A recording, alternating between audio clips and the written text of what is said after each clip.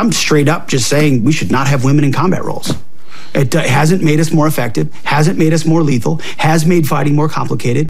To the announcement that Trump will nominate Pete Hegseth as Secretary of Defense. Is he qualified?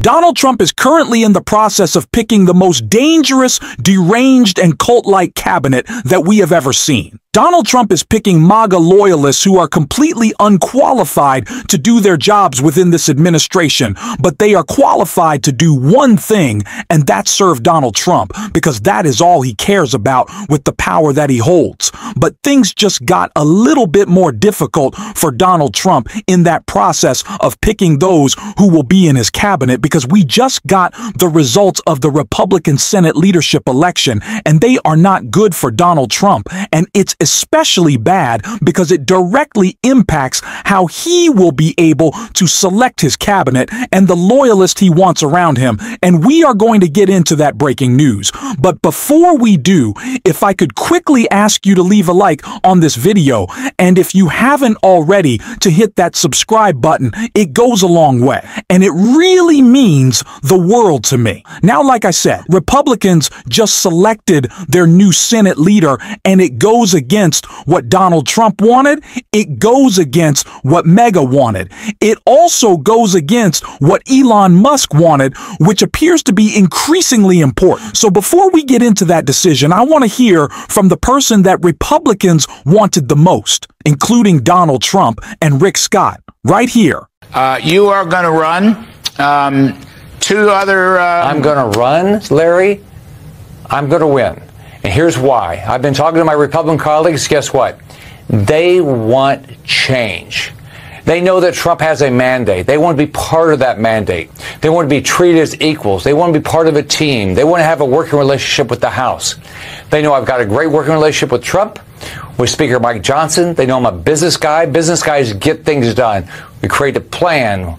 We work our mission. We measure things. We create teams. That's exactly what we want in the Senate, and that's why I'll be the next majority leader, and we're going to get Trump's agenda accomplished. So, as you can tell by Rick Scott debasing himself, his whole campaign for Senate leadership was to be really anything that Donald Trump wanted. He said he'll do whatever he needs, no matter what. You can have complete control of the Senate. Donald run free, and that's why he got the endorsement of Elon Musk. That's why he had the support of MAGA World. Donald Trump was posting polls on his Truth Social feed in which Rick Scott was winning support from MAGA online. But that's not exactly how it went down, because Senator John Thee has been elected the MAGA majority leader in the Senate, going against the wishes of Donald Trump and making it more difficult for him to push through his extreme cultists. Now, I don't think that means exactly it will be impossible, but it is certainly more difficult.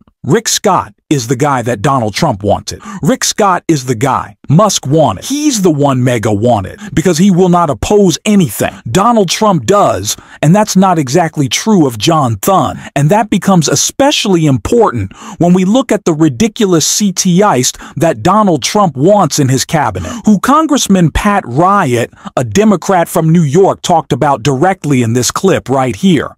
To the announcement that Trump will nominate Pete Hegseth as Secretary of Defense. Is he qualified? This is such a serious time in the world, and arguably the most serious cabinet position. I just don't think he's a serious person from, I think, an unserious president who dodged the draft 5 times, called our troops suckers and losers, fundamentally misunderstands what selfless service is about, and insulted Gold Star families and Medal of Honor recipients. And sadly, this is not surprising to me, but it's incredibly concerning.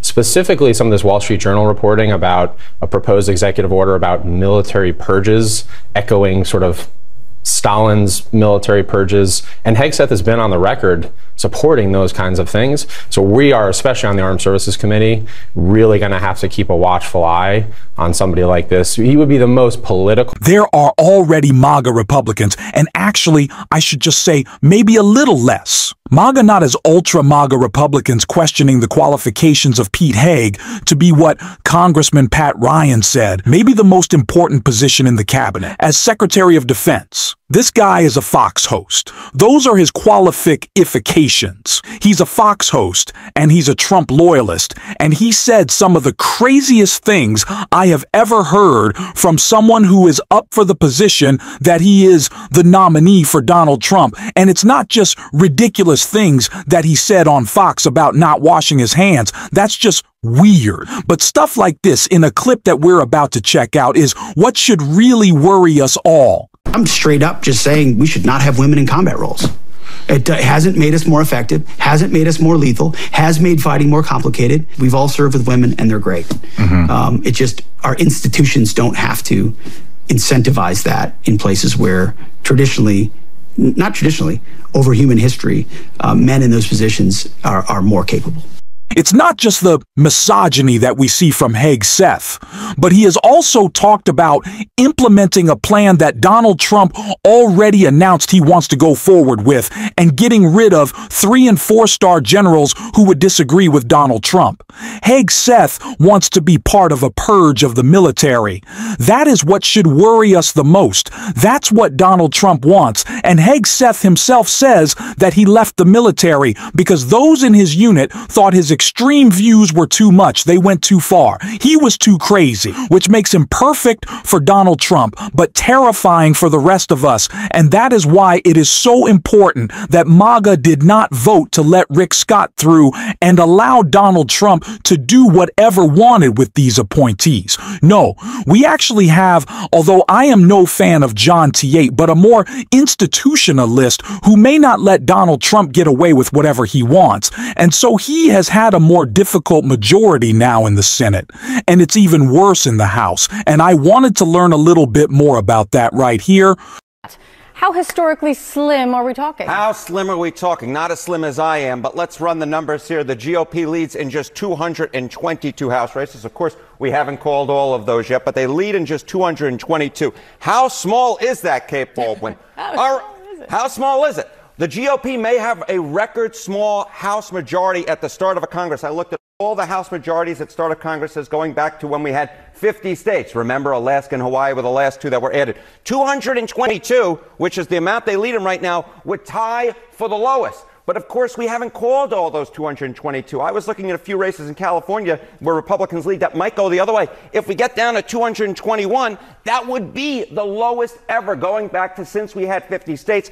And of course, it could drop even lower given that Donald Trump has decided to pluck a few folks from the House for his cabinet, Stefanik and Waltz, of course. So the bottom line is we are talking razor thin at this particular point, looking at what the House might look like in come January. Is it razor thin? It is razor thin. Is this a real word, Congresses? Sure. Why the heck not? I cover Congress Underdead Congresses. I have never written Congresses in anything. I go through the thesaurus looking for words that are infrequently used, and therefore I bring them to the American people, Kate Baldwin. You're welcome. Back to the news. What would this historically razor-thin majority mean for the Republican agenda in what the Republicans in the House want to do, which also means Donald Trump's agenda? Yeah, so, we could get a pretty decent idea by looking at this past House, right? Because this past House had a very thin majority, very similar to the one that I think we're going to be looking at come this January. And guess what? How many bills did this GOP House pass? The fewest in 50 years,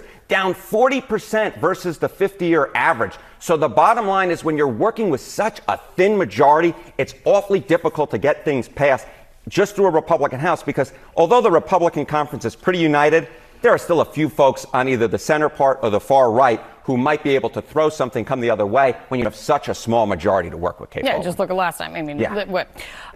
What does all of this then mean for special elections that are sure to come during early in the Trump term? Yeah, we already believe they're going to be too. Look, Waltz's seat is safe. Stefanik's seat probably won by Donald Trump by about 20 points. We're still waiting for the final numbers to come in. Kerry, remind them why you're talking about that. These are current members of Congress Correct. that are joining the Trump White House and the Trump administration. Correct. Waltz to be the National Security Advisor, and then Stefanik to be, of course, the UN ambassador. Yeah. And look, Stefanik's seat, as I was mentioning, probably won by Trump by about 20 points, maybe a little bit more. We're still waiting for the final numbers to come in. I'm not sure that that seat is necessarily safe. The wall seat most definitely is, because I would just want to look at special House elections in 2017 and 2018.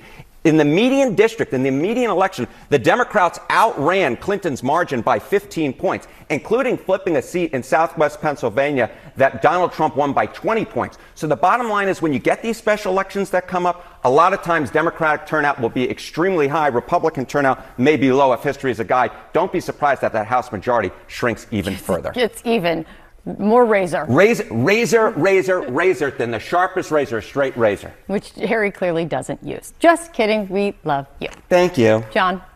Donald Trump is working with the slimmest of slim majorities in the House, and it only gets worse as he continues to pluck out Republicans to join his cabinet. His agenda is going to be stalled. It is going to be more difficult, and we are getting news that there is the potential that Speaker Mike Johnson, yes, MAGA, Mike Johnson might not be coming out the other side of this thing, that Republicans might want to put a challenge to his speakership, that they might want even more of an institutionalist, more of a MAGA person. It's all bad. It's all a mess.